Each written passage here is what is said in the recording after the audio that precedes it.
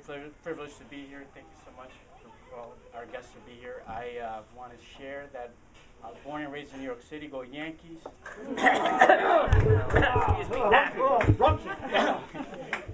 But my parents have emigrated from Honduras to New York back in 1970. So I am, in terms of my profession, I am an educator at the Community College. I've been a counselor for about 17 years.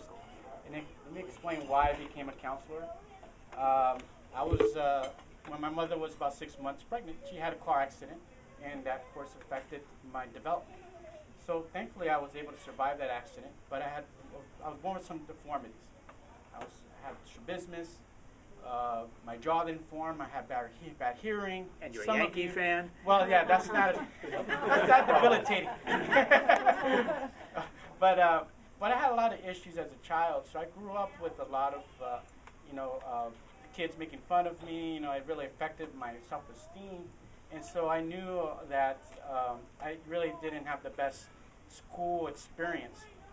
And then when my parents, they split, I ended up in four different schools, like in Jersey, in the Bronx, and then ended up in Los Angeles, and then went back to the Bronx, and then, so I just saw the disparities in education, and the inequities in terms of what the kids, the resources, that. And so that really led me to pursue education.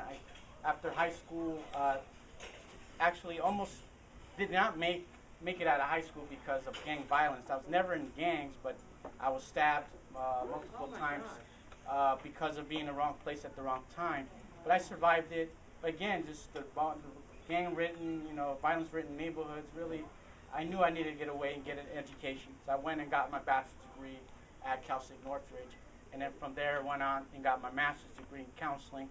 And so I knew my passion was going into education, and I had a role model as a counselor at Belmont High School here next to Koreatown. So I kind of roamed around, caused trouble on Koreatown, Ambassador Hotel at the time, stealing tennis balls over there. But I had quite an experience, but really shaped me. I was one of the most, it was one of the most traumatic but yet enriching times in terms of building that resilience. And so I then went on to work at the community colleges, working with kids like myself, and I knew that I needed to understand more why certain students did not succeed academically. I went on to pursue my PhD at Claremont University, and I did a lot of research on minority student achievement, social justice counseling, and so I started at Glendale College in '07, and I met a great person, Dr. Jewel Price, who was my boss at the time.